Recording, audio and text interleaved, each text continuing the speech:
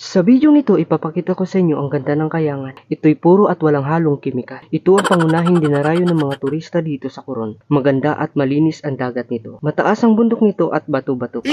I hate drugs. Buhay ang corals at maraming isda.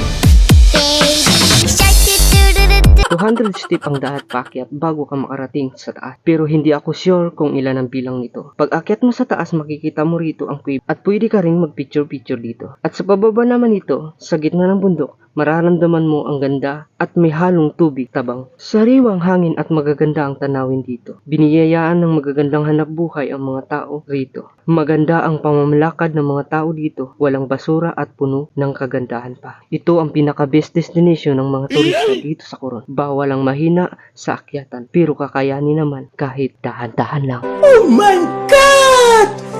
Wow! Kaya't ano pang inaantay nyo? Punta na kayo kahit di sagwan lang. Para lang maramdaman nyo ang dagat at hindi puro tubig-tubig lang. Relax-relax din pag may time. Huwag puro trabaho. Baka mamatay ka na lang ng hindi nakaka-relax at hindi nakaka-travel ng kahit malalapit lang.